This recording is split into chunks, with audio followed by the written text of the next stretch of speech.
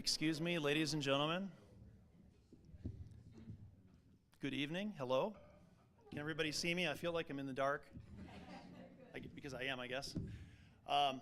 And thank you so much for coming tonight. If you'd like to move up, feel free. No pressure. You feel free to stay where you are, of course, as well. My name is Kit Redmer, and I'm the Community Outreach Liaison with the City of Westminster. And again, huge welcome to you tonight for coming out. We know you have a lot of competing demands in your time, and we appreciate the fact that you are engaged in your city and you care about what's happening and you're here, so thank you. On behalf of the city, behalf of all staff, again, I'd like to welcome you. I'd also like to welcome Mayor McNally, Mayor Pro Tem DeMott, Councilor Emmons, Councilor Seymour. Thank you very much for coming and supporting us. We really appreciate it. I'd also like to thank our incredible audiovisual team back there, Localized. They do a great job for us. We are live streamed tonight, I believe. We're actually on the internet right now, just so you know. Those guys do a great job, so thank you guys. And I just want to welcome everybody that's online that's watching us right now tonight. You are part of this event, you are participating, and we look forward to your input as well, so thank you all. From time to time, we as city staff, we like to hold these meetings when we come across issues that may be rather complex or complicated, or we know more than anything else, it's going to have an impact on your life. And so we want to be transparent, and we want to share with you some of our thoughts on the issue that we're looking at. The issue tonight that we'd like to talk about is Westminster Hills Open Space and parking, specifically in the area, in the vicinity of the open space. Now, you all are experts on the open space, much more than I am, so I'm not going to go into a big speech about the open space. You know, it's a jewel of Westminster. It's beautiful Colorado grassland, natural habitat. It's something we're very proud of. And I can speak for staff. We're very proud of our open space, and we're very happy that it's well visited and that people are taking advantage of it. It's fantastic that the open space doubles as a dog park, and that people have space to roam with their furry friends. That's amazing, and that's something we're very pleased to offer as staff. But as staff, we've also noticed that the attendance at the dog park has been skyrocketing in recent years. In fact, our superintendent of the open space, Joe Raleigh here, will speak to you in a couple minutes, but he's got some pretty interesting statistics. And over the last year, we actually noted that the open space saw over 1 million visitors. Visits, not visitors. But still, that's a lot of visits. And so we'll talk to you a little bit tonight about what we're seeing in terms of utilization trends. But as you might imagine, on not every day, of course, but on particular days, you know, that leads to a challenge as far as parking. And so, of course, what we're seeing is folks that will come to the dog park, and they're by all means welcome, but they have to park on Sim Street, and they're parking on Sim Street, and right now that's actually an illegal parking zone. And we're concerned because as staff, you know, we have a responsibility to make the dog park fun and accessible, but also to make sure it's a safe environment for everyone, both residents and visitors. And so that's really what we're here to talk to you about tonight, is the fact that the city is planning to ramp up parking enforcement in the vicinity of the dog park. It won't be instantaneous.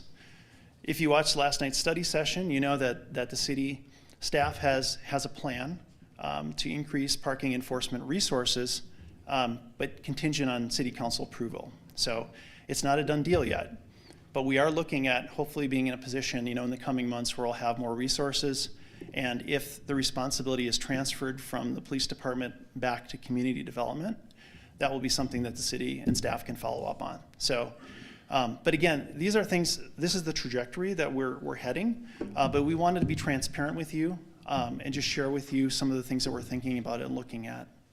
Because not only is it important to be transparent, we work for you, we're accountable to you, and we take that seriously. And so that's really what tonight's about. The last thing I'll mention is we're also looking at starting a communication channel with the community. And that goes for everybody online as well, that we'd like to keep you updated on all things open space related. So going beyond parking, Joe will talk about in a minute, the area management study that we're looking at over the next year. We'll be looking at some of the issues like utilization trends and some different things that we can do to make sure that the environment is protected and that the open space is open and available to all. And so we'd like to keep you informed. And most of all, we'd like to get your feedback, both tonight as well as moving forward. And so after our short presentations tonight, we'll have a Q&A period. Of course, all your questions are welcome. We'll answer as many questions as we can. But if you sign up for the distro list, when you sign in, if you give us your email address, we'll be in touch, and you can continue to stay in contact with us. And if you have more questions that come up, we'll be happy to answer them. So, again, thank you very much for coming. We have 2 short presentations, so I'd like to ask if you can please hold your questions until the Q&A. It won't be very long, I promise.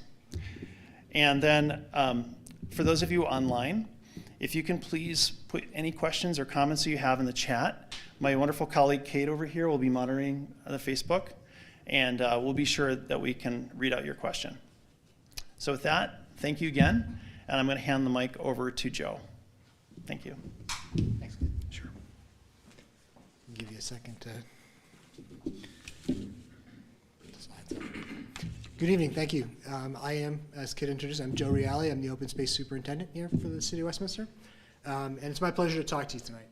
So I'm going to give Kit a second here to get my presentation up. But while we are here, the focus of this conversation is on the parking. I thought it was important to kind of give some perspective about what Westminster Hills Open Space is and how it came to be. It is the largest contiguous piece of open space the city owns. It's well over 1,000 acres. It should be a short grass prairie, and in many places it really is, which is the most endangered ecosystem here in the Front Range of Colorado, in fact, in all of Colorado. So it is an important piece of our ecosystem. Oh, look at that. So I will give Kit a moment here to...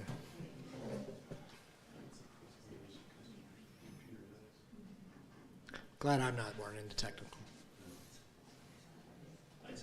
Okay, sure. So, as I've said, this is our largest open space, just over 1,000 acres.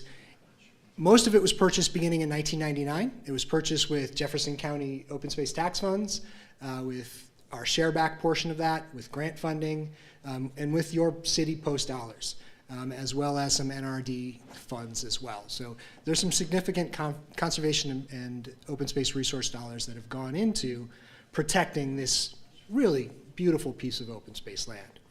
In 2000, the city council, on a pilot basis, made a change to code. That change to code allowed for an off-leash dog opportunity, so long as, quote, the city manager determines such activities will not have a detrimental effect on the natural qualities for which the open space was originally acquired. So that year, 28 acres in the northeast corner of the open space was opened to off-leash dog use. About a year later, came back to council and declared the pilot project a success and opened up actually the entire, at that point, 900 acres of land to off-leash dogs. About 2 years later, they had a number of coyote dog incidents. They had a pretty big plague outbreak, and the colonies were wiped out, and that boundary was pulled back to the roughly 400 acres that you see today. So roughly from Sims to where it lines up with Elkhire is now considered an off-leash dog activity area. Oh, thank you. So with that change in activity, we've seen obviously a massive growth in use. Lights are a little tough on here, but you can actually see, looking at satellite images, you can actually see the impact of people on the ground. And Kit, if you want to just move one forward, that would be great. Yeah. So since 2010, the city's actually expanded parking in this area 6 times. That's increasing the lot on the north end at least 3 times, a little hard with our records, building a brand new trailhead on the south end. And as of right now, we have a capacity of 75 spaces in the south lot and 59 spaces in the north lot. We are looking to do a little restriping work that might squeeze in a few extra spaces. But 5 out of 7 days a week, that's an adequate number of parking spots for the number of users. That being said, even when there are vacant spots in the lot, we still see parking that is not allowed. We can go one more. So, as you're looking at this, this is our visitation trends. I will point out in 2020, we actually lost 2 months of data because our counters broke. But we are counting 1 million cars in our lots as of last year. And I can tell you the numbers this year are trending exactly the same. So I expect it to have leveled out a bit. Largely that leveling out with the parking lot is because the parking lot has reached its absolute capacity. One more. And then so with that, what we're seeing is actually some pretty significant impacts on the ground. We have huge areas of the open space that have been completely denuded of vegetation. These trails, some of them didn't exist at all when the lot was put in. Others were put in, they were 24 to 48 inches wide. That's sort of the base standard for a path. We have trails out there that average over 40 feet in width, edge to edge. The other part from a natural resource that really gets to me is everything you see in this picture that's green right now is actually non-native vegetation.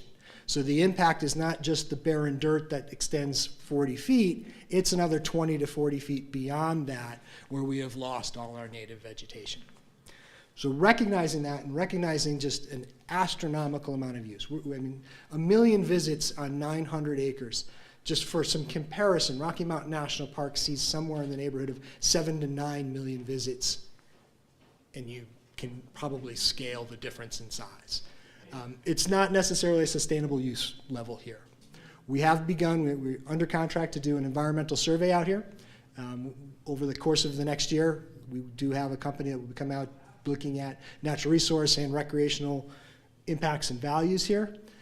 We are preparing to come out to you as the community with a survey, get your input on it, and over the course of the next year, we will be developing an area management plan. I expect by this time next year, we'll have a plan ready to go, but there will be numerous points along the way that I'll be looking for you as the community to provide input. And as Kit indicated, your names, your phone numbers, your email address, I will make sure all those opportunities are available to you. With that, I believe I'm passing the baton to Heath. Thank you, and I'm glad to take any questions afterwards. Good evening, everyone. I'm Heath Klein, City of Westminster's Transportation Engineer, and I'm going to discuss the roadway classifications of Sims, 100th Avenue, and then the local roadways of 105th, Route 103rd, and kind of what we can and can't do on that, and then talk a little bit about our parking enforcement. So as you can see on the slide, Sims, 105th, and 108th just south of us, they are major arterials in our roadway classification. By standards, they are not allowed to have parking. A lot of that is due to the speeds and just the volumes that we see on these roadways. Sims is not completed in its ultimate construction. So we do anticipate widening to the west to add potentially 2 lanes northbound again, 2 lanes southbound, but we will be studying to see if what the extents we want to do. Do we want to widen from 112th down to 108th and then potentially start to go back down to 2 lanes in each direction as we approach 100th Avenue? So we will be doing a study next year to look at that. There is some development in Jefferson County and in Broomfield that's going to be on the west side of Sims, and so we will be coordinating with those groups as well to make sure that we have the right cross-section. One of the things that we did when we restriped Sims just recently was we added the bicycle lanes. That is because we were following our bicycle master plan and placing bike lanes on the roadways, talking with our adjacent neighbors as well. They are now looking at, on some of these major arterials, the concept of adding a wider off-street facility for that. So like a 12-foot wide trail that can be used for pedestrians, but also for bike lanes. So that is some of the stuff that we'll be taking a look at in this corridor study. And Route Route Lane, 103rd Ave, 105th, those are all local roadways which do allow parking. And I know that sometimes when we have enforced and done a better job of really kicking people off of Sims, they do come into our neighborhood and start parking there. Unfortunately, we can't really stop that. That is where it's more safe for parking if you cannot park in the parking lot themselves. So I know that that can be a little frustrating to neighbors to see people actually parking in front of their homes, but it is safer than parking on Sims. We have considered adding like a fence along Sims to try to prevent people from parking, but now that we have that bike lane in other areas in the city, we have seen that too start to become a parked space because it's 6 foot wide, and in other parts in the city, our bike lanes have become parking lanes, and we're out enforcing no parking through that as well. So that is a little bit of the rub right now why we haven't placed any kind of fence, because if we did do that, now if people are going to still choose to violate the parking, they might start walking actually in that southbound travel lane, where right now, if they park in the dirt, they've kind of walked in that bike lane. So it's quite difficult. There has been a question about parking permits and would there be allowed to have parking permits in the neighborhood? And that right now, per our Westminster City Code, would not be allowed. Parking permits are only allowed near our senior high school. So parts of Countryside near Stanley Lake High School are in that half-mile zone and are able to get the parking permit designation, but currently, with the way that our code is written, we cannot do that at this location. And so that'll bring me to the next slide, to parking enforcement. Right now, our PD is our parking enforcement group, and we do try to get out and respond to any complaints that we are seeing of vehicles parking in Sims or along 100th Avenue. We have noticed that 100th Avenue, people are parking on either side, and that's even more dangerous than parking on Sims. Up until, and we kind of mentioned it, Kit did, right now, community development is looking to bring on an additional parking enforcement officer. Currently, community development, which is my division, can only do enforcement in our TOD and in downtown. So we are going to have to do a code amendment to allow us to start to enforce parking throughout the whole city. We are anticipating to do that starting in January of 2020. And as we had mentioned, we do need to, if council does choose to approve the budget as we've proposed, we will get an additional enforcement officer that will help us do that. Then this would become one of our areas that we start to focus and patrol and do a lot more enforcement and ticketing and educating the people that are doing the illegal parking. What we also are planning on doing is adding some additional signs. We've added signs several times. People are still kind of ignoring that, but we're going to add the Tollway zone plaque to that. So that will give us we're actually advertising to those that are choosing to park illegally that we have the right to tow you. And that may start to become a deterrent. We're not doing that heavy-handed right now, but that may become, through the conversation tonight and input from you all, we may start to do that a little bit sooner, but we are anticipating that happening in January as well. And then, I guess that was a big part of the enforcement, and but we're going to add signs along 100th Avenue, again with the Tollway zone as well. So we're really hoping that starts to deter people, but understanding if you're not there enforcing, it's often easy for people to ignore it and just go ahead and park and go into the trail system. And if there's other questions about improvements that are happening in the area, please ask those questions, and I will try to answer them as best as I can. Thank you all. Evening, everybody. Thanks for coming out this evening. My name is Dave Lester. I'm the interim deputy chief of the Technical Service Division. And what that means is traffic falls underneath me as well as animal management officer. That's what we're talking about this evening. In late summer of 2019, the police department noticed an increase in the illegal parking along Sim Street, as long as the complaints coming in from the citizens up and down that neighborhood. People are parking on the west side of Sim Street, which Heath Klein talked about, is currently marked with no parking signs. That's a $30 parking fine violation there. Exactly, after doing a site survey of the inspection, I went to Heath and asked for additional signs to be placed along the roadway. The roadway's a very long stretch from 100 to 107th, and the signs were spaced out quite distantly. More signs were added, hopefully to deter people from parking along there, and also to help us as a police department enforce that traffic violation. As soon as we had the opportunity to get the signs up, the traffic unit went out, especially on the weekends, and started enforcing as many parking violations as it could, as well as the education, because people know, hey, look, you can't park here. We tell one person they couldn't park there, write them a ticket, they would pull out, and another vehicle would pull right in the same spot. I mean, it was that bad. And you guys see it as a neighbor up there, that the lot was full, the street was full, in and out. One of the unintended consequences of us up there writing those tickets and talking to folks is they moved into the neighborhoods.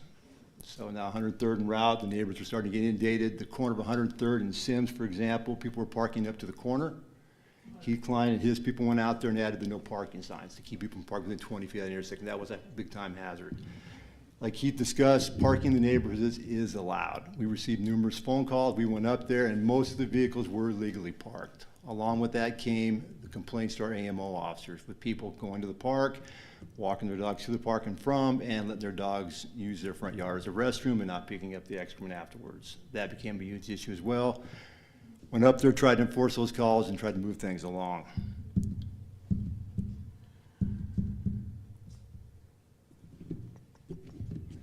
Just talked about that. Early in 2020, the pandemic hit, and people quit visiting the dog park. Sorry, I can't say dog park. Westminster Hills Open Space. The visitation slowed down a little bit, but as we're getting back to normal again, we're seeing once again the increase in people parking along Sam Street. One of the things we discussed in our meeting, as Heath also mentioned, is putting the no parking tollway signs up there. One thing that gives us more bite, it's a little more, you get a $30 ticket and we tow your vehicle, it's going to give you more incentive not to park along Sam Street. It's going to help out that along with the street improvements and hopefully the possibility of a dedicated parking enforcement unit. I think once again, we're going to start issuing those tickets, but the problem is we're going to start forcing those folks again back out into the neighborhoods again. So that's why we're here tonight to kind of get some suggestions from you and some ideas on how we'd like to proceed with this process.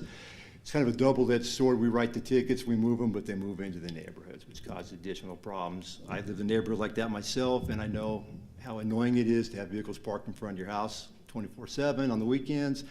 But like Keith advised, it is legal to park in front of most residents. So until we have a different change, the police department will continue our enforcement of parking as well as our animal management will continue to work with the dog and animal violations around the park. So, thank you. Joe, Heath, and Dave, thank you guys very much for your presentations. Very informative.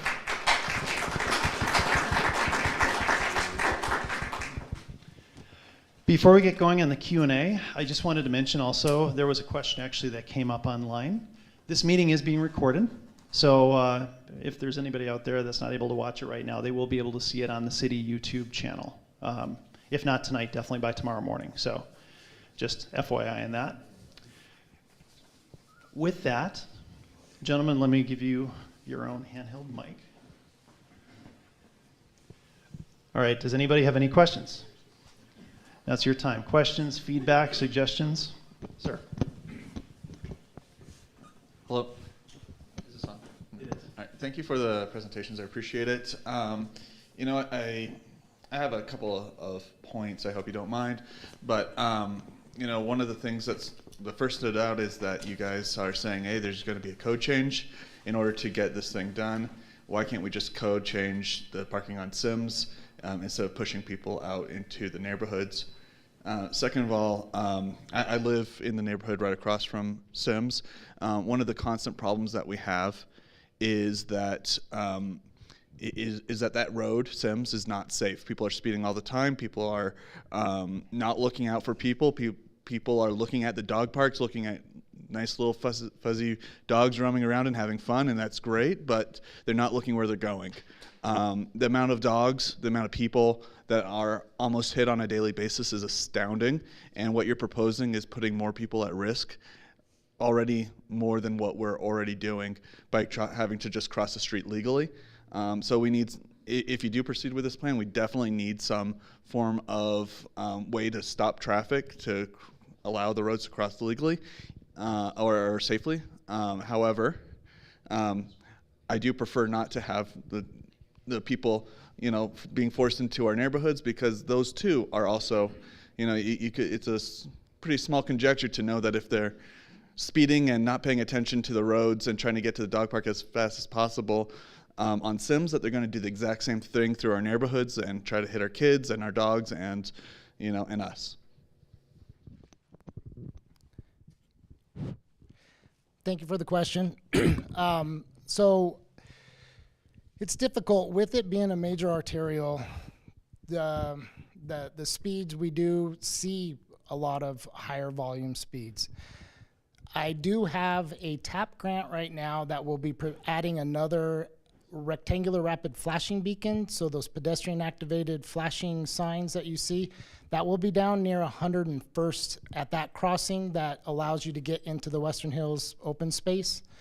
And I know that there's been some complaint about the existing flashing beacons at 105th currently that go into that. So we could look at more ways to highlight that, to alert drivers. Another thing that we could do is add more like crosswalks with the yield signs that kind of help delineate to the driver that you should expect a pedestrian to come there. Your point about the changing the code and allowing parking now on Sims, we can look at that. So the difficulty is that it's not built for that. There's a lot of mud, and then that starts to track back onto our roadway, and it kind of impacts the bicycle lanes as well, and it is dangerous. So that's why we've hesitated to allow parking now.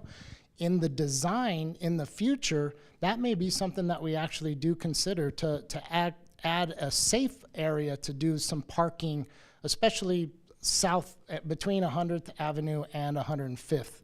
That is something that we have brought up amongst ourselves. So I'm glad to hear, some of that consideration.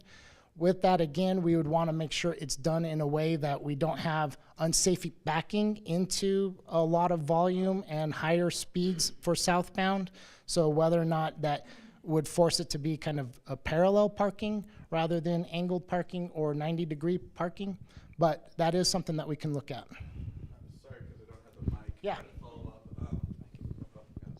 up. Thank you for addressing both of those. I think it's more realistic, honestly, that you're going to be addressing the crossing of the sidewalk more than changing the code. But is there a way that you would consider doing more than just suggested yellow flashing lights and actually putting a stoplight or a stop sign or something that literally stops cars legally? Because people do not take those suggestions at all. I understand. So, and thank you for that. We follow the manual on uniform traffic control devices, which is a federal document, so that we know how, while we're driving in Colorado, it's the same kind of rules that you have when you go to other states. And in that, it has document that, and we call it a warrant study, that you need to meet the minimums in order to add a new traffic sign or traffic signal or an all-stop condition. And right now, I can perform a warrant study, especially at the 105th, but I don't believe that we're going to have the volumes coming from the neighborhood that would warrant a traffic signal, which would be the actual stop there. With that said, though, we can present that there is pedestrian, what's a high-intensity crossing, a hawk system, and that is, actually we have it at Countryside Drive and Kettner Park, or Kettner Pond. There's that pedestrian activated sign that goes green, amber, and then red to allow pedestrians to stop. So that is something that I will bring up to my city engineer, and we'll have that discussion. That may be a great solution there at 105th for that, because it's going to pretty much rest on green unless there's a pedestrian that activates that. It wouldn't really necessarily help residents getting out of the neighborhood in their vehicles, because it wouldn't act as a signal that way, but it could actually help with the pedestrian and the safety of that. That sounds like a logical solution, and I just want to encourage you to look beyond what the federal guidelines are and such, and really take into account our safety as citizens and act as a local organization and city, rather than trying to go by what the national levels are trying to tell us is best for our city, whereas we know that this is a very dangerous location, and I appreciate your suggestions. Thank you. Thank you, sir, for those questions. Before we take additional questions, I should mention as well that we are recording all of these suggestions, and we will be posting these on our website. So in addition to Heath and his team, will be looking at them closely, but we also are going to hold ourselves accountable, and we will continue to report back on your suggestions. I'll just go down the row if that's okay. Yes, sir. Thank you guys for coming tonight. We actually live right across the street from the dog park, right on the corner. And I've been talking to you guys here for the last, 6, 7 years, something like that. But you guys were kind enough to put the signs up as they come down the hill, flying down the hill to turn onto 105th. And you put the no parking signs. People were parking there, and a lot of people, are decent as far as, a lot of people throw trash in your yard, the dog feces. I had a deal behind the fence on the city property. Every morning somebody threw a bag of feces for a year straight. I mean, it was for a long time, till finally you guys come out and put a sign up and put the fine on there for it. And they still did it for a while longer. I was trying to catch who did it, never could catch them. But another issue this year, 6 months ago, a lady's window on a Saturday afternoon was busted out on Sims, and her purse was stolen out of her car in broad daylight. And she actually asked my wife, did you see who busted in? Because our deck's right there. I mean, you could see everything. So she asked my wife if we'd seen anything. We didn't. But the police came, and that's in broad daylight. And a lot of our neighbors keep their garage doors open all day, sometime late in the evenings. And a lot of people, there for a while, there were 60, 70 cars parked right. They just pull right in and park. They don't go back into the neighborhood, and it's just, crime's not good here in Westminster right now. I heard on the news last night we're ranked 10th in the nation, car thefts and crime right now, or something like that. So eventually that's going to come into our neighborhood if they're busting glass out in broad daylight, stealing purses out of cars. So that's one issue with the crime, and it's eventually going to come into our neighborhood. So, and I know you guys have enlarged the parking lot 6 times, but now our neighborhood's going to be an enlarged parking lot, and they don't take time to go back into the neighborhood. They just park right there in front of our houses. And the worst thing is working all day on a Saturday and coming home and there's no parking at my house. So, and then obviously standing in my yard and stepping in dog feces when I mow my yard about every couple weeks. So most people are good, but there's a few that aren't very responsible dog owners. And we love animals. So, and people just walk in your yard, and the trash is bad. I mean, people don't care. They're not very respectful of other people's property. So just a few issues like that, and we've seen a lot over there at night, especially at night, no gate on that entrance. Drug deals, we've seen it numerous times where a guy pulls in, backs in, he's there 5 minutes, another car pulls up, pulls in, they exchange stuff through the glass. I mean, I don't know if it's Girl Scout cookies, but at 9:30 at night, it looks a little suspicious. Yeah, and we love the police coming over. They do a great job. So we love them coming over and keeping an eye on that, but there's a lot of bad stuff I see going on over there too. So, but like I said, our window's right there, we can see it all, and we keep an eye on stuff. So, but yeah, that's pretty much all I got on that. But appreciate you guys and putting the signs up, and maybe if they can go back into the neighborhood a little bit, and spread out. I don't know if that's even possible, but if you allow them to park in the neighborhood, they're going to pull right in off 105th, and there's going to be 70 cars right there. Well, you know, whatever's parking on Sims, 40 to 50 cars on the weekends.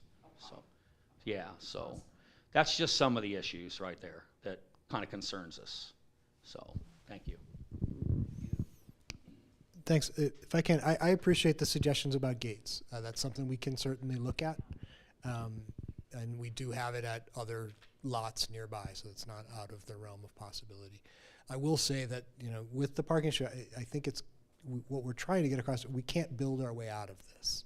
That we have more use coming to an area than we can currently provide for, and I think that's the sticking point. That's the crux of the issue that we have to deal with.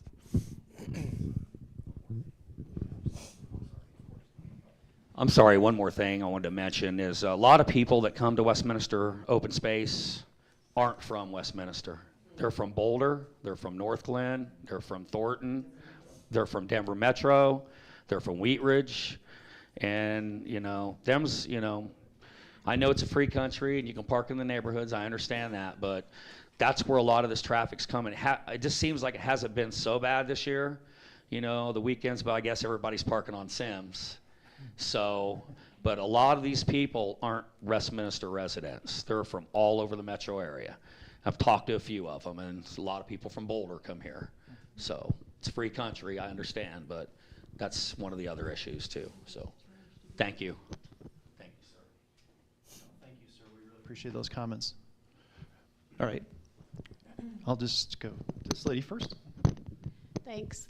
Well, thank you so much for having this gathering and for this presentation. It's really helpful. I know my friend here and I meet each other almost every day in the dog park because we all walk our dogs together.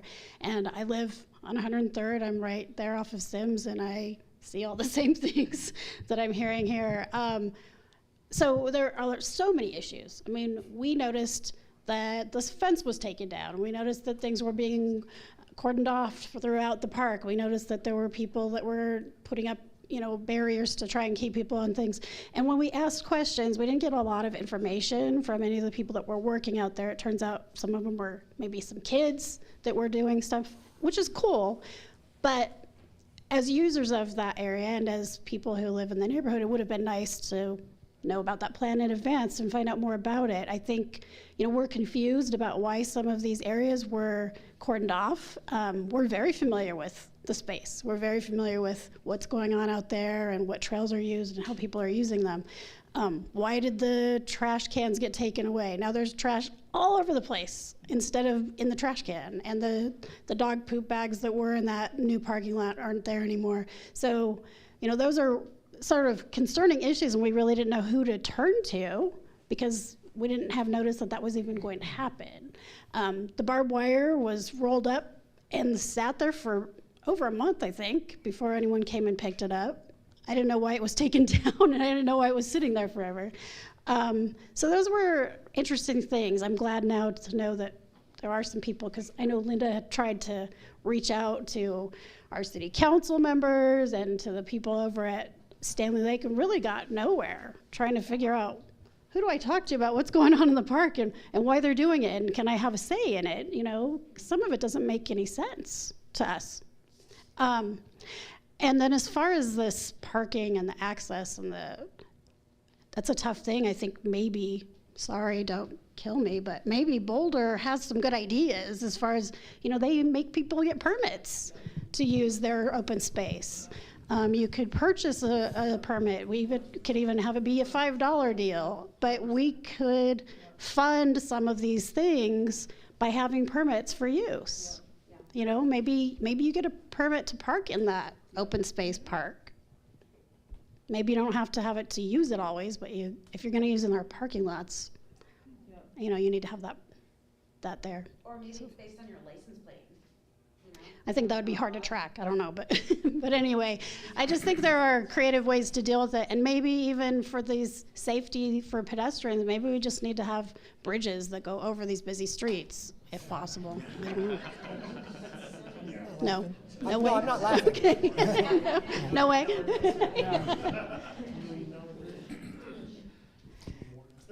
Go I can walk backwards through a few of those. Sure, sorry, I have a whole Not sure I bunch. caught them all. Certainly, as we do a visitor management study, and we're looking at, one of the things we will look at is where are our visitors coming from. That is a component of data we're looking for. So we'll be able to, beyond anecdotal evidence, really say this is where people are coming from. So I don't want to jump out and say that that's going to have any impact. But certainly those are options that are available and on the table.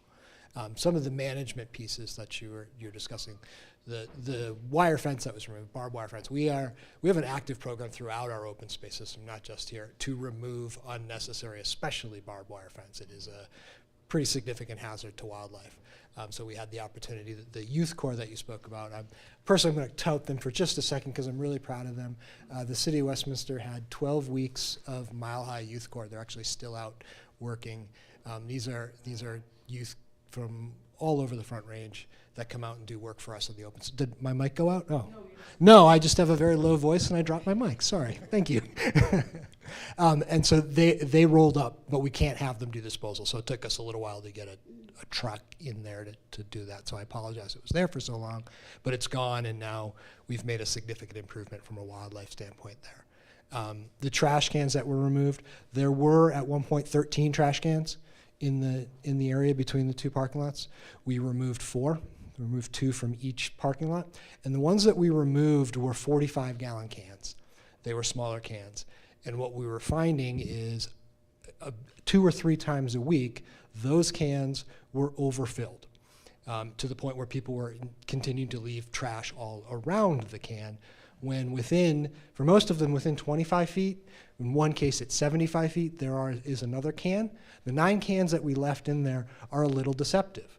They look like the standard 45-gallon can, except they go 25 feet down in the ground. They are 200-gallon cans. Excuse me.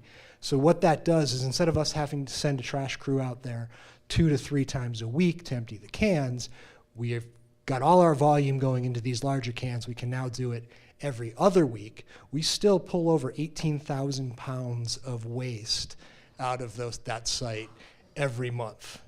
It is a significant amount. So that was the reason.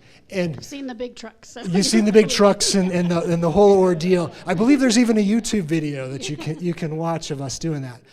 We will, that area, and I think Heath mentioned some off-road or off-road pathways. That section from Sims down to Elkhire along 100th, we do have a grant right now to put in a trail that will run the parallel to 100th. We're in the process of some bidding. We're working through the bidding courses. Hopefully sometime next year that will get constructed. When we do that, the section of the greenway that comes across there, that will also get concreted in. So there'll be a concrete path parallel to 100th. At that point, we'll have to redo all of the infrastructure around the trailhead. And so at that point, it would make sense for us to drill another can. But it is a significant endeavor for us to drill that other can in there. Did I cover everything? Weird barriers and weird places. So as you saw from my first set of slides, what we have seen out there, none of those trails, aside from the Greenway Trail, were actually built trails out there. They are all what we call an undesignated social trail. We have actually a 20-to-1 ratio of social trails to actually built constructive trails. There is only, I believe, 15 miles of what we have as designated trail and over 200 plus miles of undesignated trails. So what we are trying to do, and part of that with that vegetation damage that we're seeing, those expanded, some of those small banded trails that were, they probably weren't a big deal when it was a handful of people walking their dogs down it, have expanded to the point where several of them are 20, 30, 40 feet. You could not tell them apart from anything else. So what we did, really based on the history documents that we have, and only on sort of the south and west portion, we didn't touch anything in that north corner. It's just far too confusing at this point. We went back and we're trying to define what our designated trails were. So the trails that we have cut off were not designed constructed trails. These are trails that were created over time, and especially over the last couple of years with that volume jump that we saw, they've exploded. And it leads, for me, what we've ended up with was a massive invasive species problem out there. There is a field of kochia growing out there, and if you don't know what kochia is, it's the one that will turn into a tumbleweed and be blowing across Sims in a few weeks. So that's the purpose of the management. We are actively trying to manage those things for the best of the natural resource. Are the wind barrier tree lines supposed to stay there? Will they be impacted by the expansion of Sims, or? I can take a guess. Yeah, I believe the widening of Sims would go to essentially where the open space fence is right now. So I don't anticipate having to go further west than that, especially because that starts to get into the city would have to purchase that right of way in order to improve that, to do it on that open space. There's more ability for us to add a trail to that area than to actually widen it for roadway use. There was also a mention, kind of a license plate reader for permit. That is how my division does parking enforcement. So in downtown and the TOD, if you get a monthly permit at some of our lots or our parking garages, it is virtual. It's just really entering your information through your license plate. And so through this process here, if we were to determine that a permitting process would be valuable or the way to go here, then that would be an option, is to do some license plate recognition. And then there was a comment about potentially a bridge to cross over. Those require a lot of room, and with our existing homes to the back of Sims, that'll be difficult. For the widening of Sims north of like 108th near Walnut Creek, that will probably be evaluating for underpasses, because you kind of have the grade that's already there for the drainage way, so you can kind of lift the road a little bit and fit an underpass. That's where a lot of our trail systems, we have underpasses, and if you notice, it's along Big Dry Creek or other drainage ways rather than just in the middle of anywhere. So that's where maybe the hawk signal would be a more reasonable improvement for safety that would stop traffic and allow you to cross. Just one tiny little thing. So after the barbed wire is removed, though, are you replacing any fencing over there?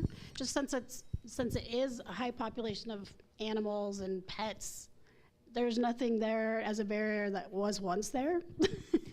The fence that we removed was actually down for the most part. There was sections that were up. It was an old, when that was a ranch. I mean, that predates the city owning that land. I'm talking right along Sims. I mean, that's been.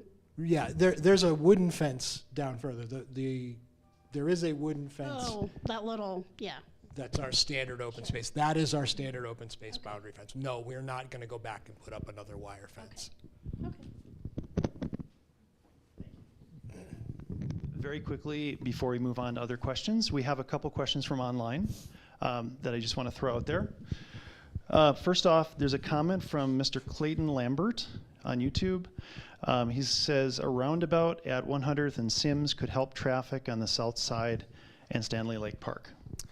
Well, thank you for that. And actually, what's kind of exciting is that community development engineering is underway on a design for improving the 100th Avenue intersection. And yeah, so it's not finalized yet, but it's interesting there because there's an irrigation ditch that's there. And so it's really difficult because, the hierarchy of rules is kind of ditch companies, railroads, and then everybody else. And so there's a lot of issues that we have to iron out with the design to make sure that the ditch company is able to access their facility. But one of the designs is looking at a roundabout that almost kind of looks like a peanut, because we have an offset intersection there. So we had looked at an oval in a way, but the way that truck traffic and turning, we have to respect the boating, or I guess not boating, but the trailers that will be coming through there. And so we are looking at the a roundabout there. I don't know when we will be finalizing that. It'll probably be next year that we start to finalize the design, and then construction will be either 24 or a little bit after that. But we are looking at that to help improve that. And, you know, it hasn't come up yet, but I'm sure the truck traffic of FedEx is a hot item. And so that too is something where when we really look at this design, you know, and if we have a roundabout that, you know, it can safely allow a truck to go through there, but if it's not the best way, they might continue just westbound on Westmore, or they use 108th, or as I have tried to coordinate with the FedEx facility manager, go to 128th or, you know, State Highway. So, yes. Unfortunately, he has tried to help us, but there's a lot of different drivers that come to us, and I think everybody uses a GPS that shows the shortest route, and so it is a difficult issue, but we do try to remind them, please go up to the State Highway. So, All right, thank you, Heath. And I'm going to hit 2 more quick questions online because I think they hit important issues. The first one, actually, I think we've touched on, but it's from Mr. Jake Irwin, who asks, Heath, are there discussions around changing the code specifically to avoid parking in neighborhoods around the open space? right now, this is the venue to bring this up. We have not carried that forward, but that is an option that we can start to have internal discussions and then bring it back out to the public and look at that.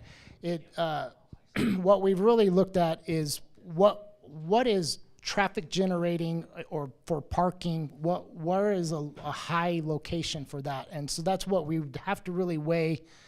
Is this going to be a domino effect for everybody that's near an apartment complex that sees a lot of parking, or near a commercial center? So we're going to have to really iron that out, but I'm not ruling that option out. So thank you very much. Yeah, absolutely. And this is another recommendation that's going to go on the list, so it will not be forgotten.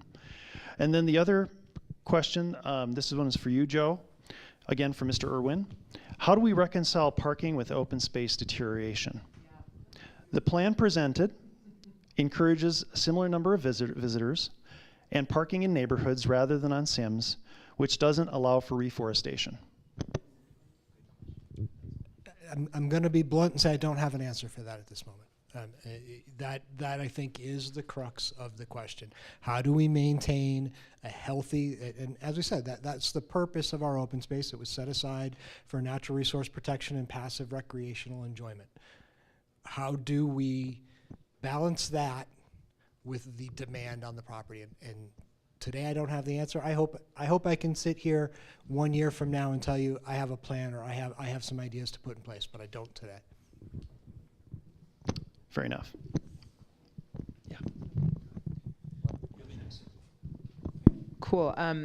Couple of quick laundry list items. One, can you please bring the website for the dog park in accordance with the things that we're talking about? Can you put on there, please don't park in the neighborhood? It doesn't say that on the website. And so they go looking, they get on the website, cool, there's a huge open dog park, everyone comments that they love it, and there's nothing on there that says, do not park in the neighborhoods for dog park use. Can you please bring that up to date? Please. Can we do that? So I believe there's a number of things we have to do with our website. I think the language there, I do think it's important that we distinguish that this really isn't a dog park. This isn't a parkland. Correct. Right. And so I think that needs to be corrected. There Yeah. are things we're looking at. We'll have to be cautious with the language. I can't tell people you can't park. Of course, but whatever you can do to indicate parking is not because if the traffic that's coming really isn't from local, then they're online looking at these things. So maybe someone that reps for the city can get on things like All Trails and can get on some of these sites and put some of these little tidbits on there and drip it onto these different sites to indicate dog parking is, stay in the parking lot. Something to that effect. You can cross whatever T's and dot your I's however you have to. My concern, I want to just bring up that when you have 2 lanes on Sims, you're inviting speed issues. You are inviting people that I can't even tell you how many times when we used to have 2, that people would flip me off and pass by, and I'm like, I'm going 5 over. What is your deal? You're going like 55 and a 35, or a 40. I don't know. I just feel like that's something to be mindful of if you reintroduce those 2 lanes. That's a thing. Yep, thank you.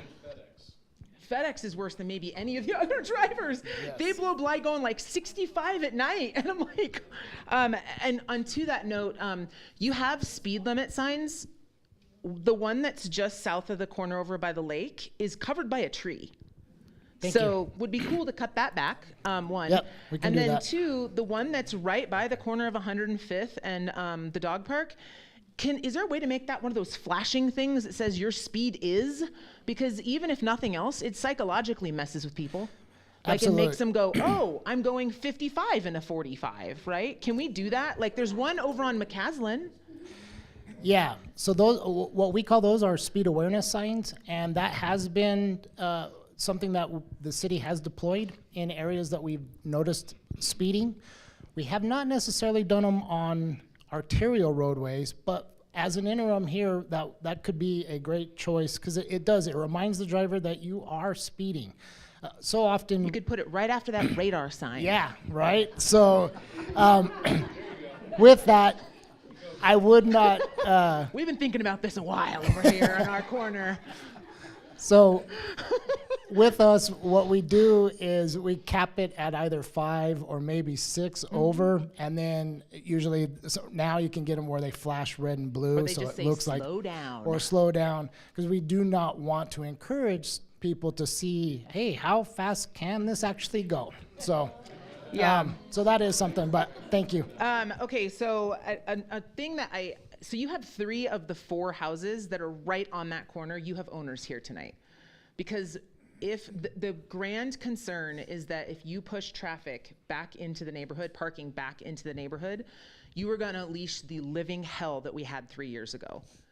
I mean, for those that aren't right there in that area that's right across from that dog park, but when you have Saturday morning and Sunday morning for 12 hours a day, beep beep, rah rah rah, no, spot, get back here, rah rah rah, beep beep, slam, slam, beep beep beep, rah rah rah, no, get back, I mean, come on Timmy, let's go, like constantly, all day long, your windows cannot be open.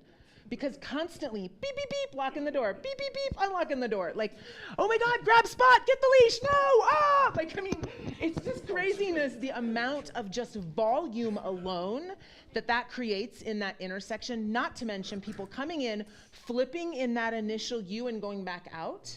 I mean, we have an infant now that within a year, or whatever, will be walking, like hanging out in the front yard, whatever.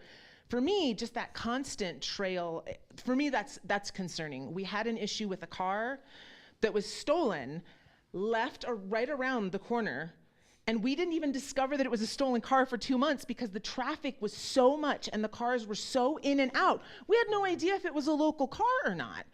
And finally, we talked to all the neighbors, and they're like, yeah, it's none of our cars. And we're like, we reported it, and the lady had her car stolen like 8-10 weeks before that and was so grateful to get it back. We had no idea because there was so much traffic, constant cars coming in and out. That's not safe. It doesn't take much to be able to oh, a kid gets picked up, a dog gets picked up, property gets taken. You can't identify the vehicle because you don't know what's a local vehicle and what's not. Like these are real issues if you start driving the traffic back into the neighborhood.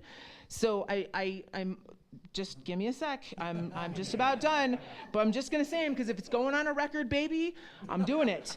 The other thing is, I really, really hope that you guys make serious known asterisk the fact that there is a serious crime issue across the street in the dog park at night. I work 90-hour weeks, November 1st through December 15th, and every single night, 2 in the morning, 1 in the morning, there's a white truck that comes across the street, parks there, waits there for 30 minutes, a second vehicle comes in, they're there less than 10 minutes, and they leave. Almost every single night, every night of the week, we need to get a gate up there, we need to get some sort of, I have a background as a hunter. Get one of those little movement sensitive cameras so that you can kind of see what's going on and it triggers it and you can get license plates or something. Do something because that's an issue. That's a big issue. And I'm constantly calling the police. I think they know me by first name. They're like, oh, it's the crazy woman over on the corner. They're lovely. The police force that we have in our neighborhood is lovely, but I'm clearly, they've identified me. Anyway, the other thing I just want to remind you, kind of my last note, the last note that I want to say is that I think it's really important that we remember we do not owe Denver Metro. We don't owe them access to our park. I'm not saying we tell them they can't come, but I don't think that we should diminish the quality of life or the quality of that open space or the quality of our traffic control or the quality of the safety of our neighborhoods because a million people want to come to our neighborhood. I just don't think we owe that to them. And so I think that it's really important that we keep that in mind and that we go, at what point do we say the quality of our life means maybe we need to have permits, maybe we need to have you pay $5 every time you walk in there, maybe we have permits in the neighborhood, and start drawing those lines to preserve this instead of allowing people that feel entitled, and I get it, it's beautiful, to diminish it and diminish the way that we're living in our local neighborhood. That's all, I promise. Thank you so much. Thank you very much. All right, sir. Thank you. My name is Andy Pelashevsky, and we live in Meadowview Estates, and I've got numerous other of my neighbors here today. And yeah, they back up right to the dog park, and I know Kelly's given us a report on the problems that happen there at night, and I think a lot of the things that we're hearing now are great. And I think that when I look at it kind of on a macro level, access control. You've got to have some kind of access control. Gates are a great idea. Maybe during the weekends when there's a million people want to park across the street, you limit the number of people in the dog park at one time. You say, well, Andy, how do you do that? Well, that's why we have smart people up here to figure that out. But, the thing is you could have maybe man the gates, maybe have an attendant there, on Saturdays and Sundays during the peak times. And then once you hit capacity, you have to turn people away. And when you start doing that, the message will go out, just like the signs, just like ticketing, just like towing. And you send a lot of soft messaging to limit the access to help the environment come back, right? To help keep people out of the neighborhoods because it's a deterrent to all that. So that's something that I'm thinking about here tonight that I didn't come in thinking about beforehand. So that's just kind of a thought, recommendation, compilation. That's what I do in my work is I bring lots of good ideas together because I don't have any myself, but I listen to other people and I say, hey, well, what's a good idea? So that's the first thing. And the other thing is I travel to Europe a lot, and in Europe, a lot of the bike paths have a curb between them and the road. And that would stop a parking problem on the bike path we currently have. When we go biking up to Stanley Lake, there's always rocks, mud, bottles, you never know what you're going to find. License plates. I don't even want to talk about anything else, but a curbed bike lane instead of widening Sims, I think is a better traffic control idea and would also potentially allow for parking along Sims if that was a code change as well. So that would be probably a less expensive way to do it. I absolutely abhor the idea of putting 2 lanes in there. Yeah. I mean, I really do, because I think that the speeding problem will definitely be challenged because I'm one of those people that doesn't always follow the speed limit. I have to admit it. My wife gets on me for that. But so those are some of the ideas. And I like the parking fee idea. And, maybe unlike getting into, Stanley Lake, if you get into Stanley Lake, you've got to pay if you drive in, right? There's that one lot where you can walk in on your own. So maybe a parking fee or permit or something for non-residents, and then residents either have their license plate registered and or show their license to access control on the weekends when you're there. Just a couple ideas. Thank you. Thank you, Andy. I Any appreciate responses? that. Yeah, very quickly, I'll say we're not unique here in Westminster with dealing with this type of problem with the resource, right? It's up and down the Front Range. And so, yes, I will absolutely be crowdsourcing solutions. We'll be looking to learn lessons from our neighbors that have tried things that haven't worked, and all of the options that we put on the table are certainly under consideration. And I'll consider the idea of a protected bike lane. I think I'll have to take a look at the way the drainage happens. When you place the curb, it can be a barrier for drainage. So we'll want to take a look at that. But there's also the flexible delineators. And so some of our maintenance and the way that we do snow removal, that's sometimes a barrier that I get bumped up against, as far as we don't have the equipment to do like a 6-foot bike lane and do the snow plowing on that. But I'll look at that. So thank you very much. And being a bike rider, we'll take that to, I want to make sure that you guys are safe. And that again goes back to the problem of tracking the mud. And I've heard from Bike Jeffco and a lot of other users that we have experienced a lot of debris on this bike lane. So thank you. Okay, we have about 10 more minutes, sir. I'll make it quick. I'm in Walnut Creek with a bunch of the other people. I guess the biggest elephant in the room to me is, why wouldn't you just increase the parking lot and make $4 to $8 million a year on everybody that wants to park there that's not from Westminster? Well, I'll point out that we have expanded the parking lot a number of times. Every time we have done that, it reduces our issue for a short period of time, and then we're right back up. I don't personally believe we can build our capacity to reach I think we have an insatiable demand.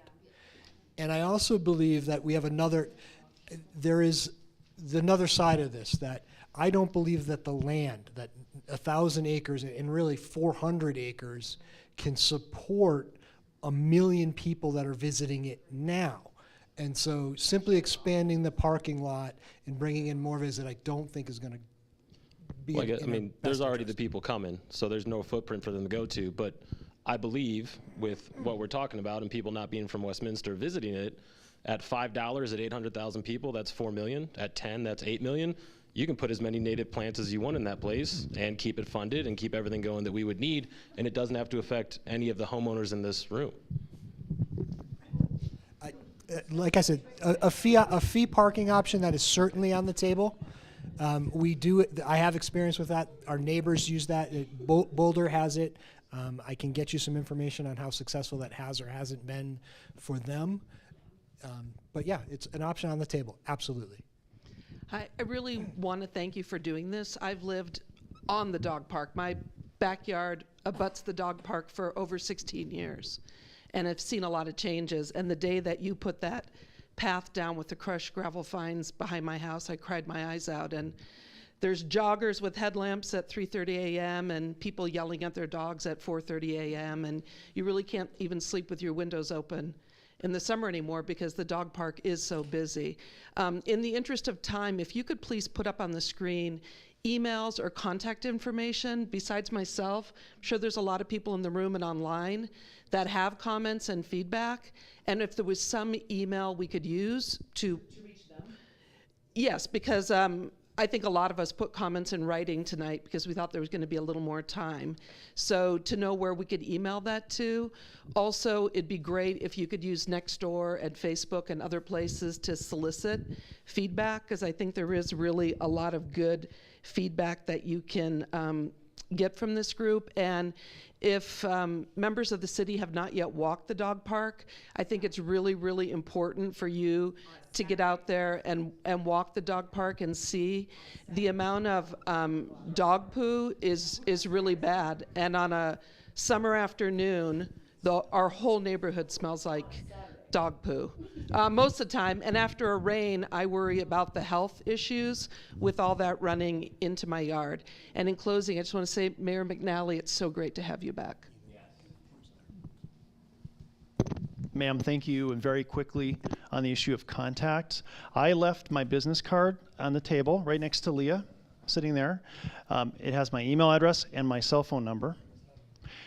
Also, my email address, if you want to write it down, is kredmer@cityofwestminster.us. And I can be the point of conduit. Send me all questions that are not answered. If you need any feedback on anything, any questions, and I will follow up with these guys. All right. I have my cards are on the back as well. So please take that. And anytime you have questions about what's going on in transportation, you observe something and you just want to ask what's going on, please send me an email as well. And yeah. Well, thank you. And we will be following up too with the distribution. all things Westminster Hills. So you'll be hearing from us as well. Hi, I'm from the other side. I live on the other side where they put white lines to keep the traffic slow. But I love that dog park. But the problem is there's no other dog parks on the other side of Westminster. We have this little park, Lowell, which is nothing but gravel. You know, they're dumping all this money into playgrounds. I don't know how many times you drive by a playground for the kids. Nobody's there. They're closing schools down because there's not as many kids. There's a lot of dogs, as you guys are saying. Why can't we have more dog parks on the other side? Take some of the traffic away from you guys. I mean, there still is a lot of open space on the other, you know, south side of Westminster that they could do another nice big dog park. Because people love their dogs and they want to take them off. Thank you. Thanks, Donna. Okay, we have time for one more.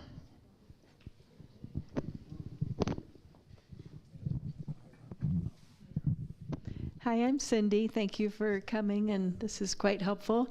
I live in Meadowview Estates off of 105th, and I guess my two biggest concerns, we've lived there for 17 years, and about 8 weeks ago, my husband took a walk and left our garage door open, and someone coming through the neighborhood ran in and stole a bike from our home, and we felt very violated by that. We've never, ever have lived in Westminster for 28 years. And it was very disturbing. So we did make a report and the officers came and they were great. They're like, it's the dog park. The dog park is bringing this to the area. And that has really made us very uncomfortable. Crime. And my husband and I do a lot of walking, and we walk in Skystone and we walk back in Walnut Creek, and I can't tell you how many times we see these trucks driving through, vans or pickups, really slow. They're just looking for opportunities, and we'll call them in every time. And of course, you know, Westminster or Broomfield, whoever, that's Broomfield and Skystone. But we're just concerned about the crime. And then the other thing that I'm really embarrassed by is when people are coming over to our neighborhood, the mud, the destruction of the area there where people are parking up on the hill at that upper spot. There's people out there selling stuff on the weekends that are parked illegally, eggs. So they're parking out there. And once we get a rainstorm, it all comes down the street, and it's really embarrassing to think, you know, these nice homes in the whole area, and people come to visit have to see this mess over here. So just wanted to reiterate some of that. Thank you. Yeah, so we'll all stand up. A lot of times we invite people not from our neighbors in our neighborhoods, we start seeing these crimes of opportunity. We talked about the lady's purse in the car, and of course we talked about your garage as well. So some things we can do ourselves as civilians is not leave our purses out, and unfortunately not leave our garage doors open. We've lived there For long, I know. We walk our dog around the block, and it just happens so fast. So once again, when you invite people that don't live in our neighborhoods, they don't care about our neighborhoods, and people do take advantage of that. They come out there and they look for things like that, and our car look for our garages open. I've been taking a lot of notes tonight, and a lot of the comments about FedEx and speeding up and down the roadway. I will work with Heath. We'll do another speed study on Sim Street itself. That gives us an opportunity to determine what actually happened down there. There's a perception, there's an actual. It gives us, with our limited manpower issues, to know dates and times, so I can get my guys out there when the crimes are actually occurring, the speed stuff's going on. So once again, I've taken notes. As far as the increased crime, I can't really speak on that. I haven't got enough facts to talk about it, other than the fact that the crimes of opportunity do occur with the purses out and your garage doors open. And we will continue to follow up. We've taken notes. Keith's going to get back to us on what we're talking about. We'll let you guys know. But we do take what you're saying seriously, and we appreciate you folks showing up tonight. And go CSU. And it's finally nice to meet you. You've called us enough times.